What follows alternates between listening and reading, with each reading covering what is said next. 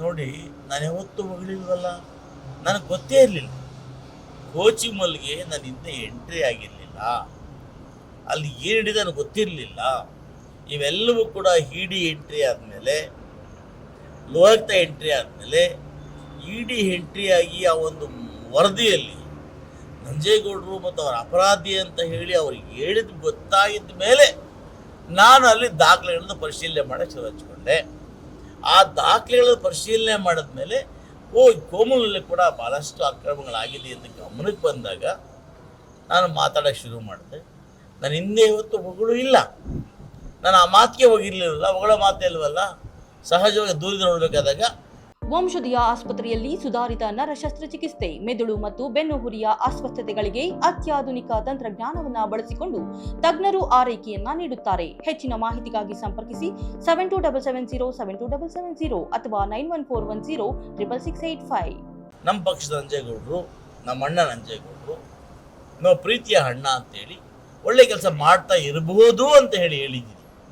ಆದರೆ ಇಡಿ ದಾಳಿ ಆದಮೇಲೆ, ಎಲ್ಲ ದಾಖಲೆಗಳು ಬಹಿರಂಗ ಆದಮೇಲೆ, ಏನೋ KC ರಾಜಣ್ಣ ಅಂತ ಸಾಮಾನ್ಯ ಕಾರ್ಯಕರ್ತ ದಾಖಲೆ ತಗೊಂಡ್ಮೇಲೆ, ಅದಾದ್ಮೇಲೆ ನಮ್ಮ ಈ ಮನೀಶ್ ಅಂತ ಹೇಳಿ ಇವರು ದಾಖಲೆಯನ್ನು ತಗೊಂಡ್ಮೇಲೆ, ಇದೆಲ್ಲ ನೋಡಿದ ಮೇಲೆ ನಾನು ಆಳವಾಗಿ ಹೋಗಿ ಎಲ್ಲೆಲ್ಲ ತಪ್ಪುಗಳಾಗಿದೆ, ಇವತ್ತು ಮೊರಾರ್ಜಿ ದೇಸಾಯಿ ಮಕ್ಕಳು ಬಡ ಮಕ್ಕಳು ಕೊಡ್ತ ಆಸ್ತನ್ನು ಜಾಗವನ್ನು ಯಾಕೆ ಕಬಳಿಸ್ಕೊಂಡಿದ್ದಾರೆ, ಪಾಡ್ರು ಬೆಳಿಬೇಕು ಅಂತ ಕೊಟ್ಟಿದ್ದ ಜಾಗವನ್ನು ಯಾಕೆ ಅಕ್ರಮವಾಗಿ ಇಷ್ಟು ವರ್ಷಗಳ ನಂತರ ಸೋಲಾರ್ ಪೇಸ್ ಮಾಡ್ತಾ ಇದ್ದಾರೆ, ಇವೆಲ್ಲ ಕೂಡ ಪರಿಶೀಲನೆ ಮಾಡೋಕೆ ಹೋದಾಗ ಎಲ್ಲವೂ ಅಕ್ರಮಗಳನ್ನು ಕಂಡು ಬಂತು.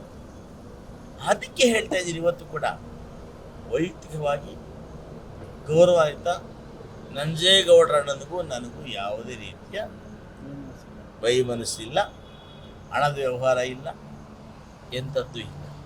ನಾನು ಎಲ್ಲಿ ಅಕ್ರಮ ಹಾಕಿದರೂ ಕೂಡ ಅದ್ರ ವಿರುದ್ಧ ಮಾತಾಡ್ತೇನೆ.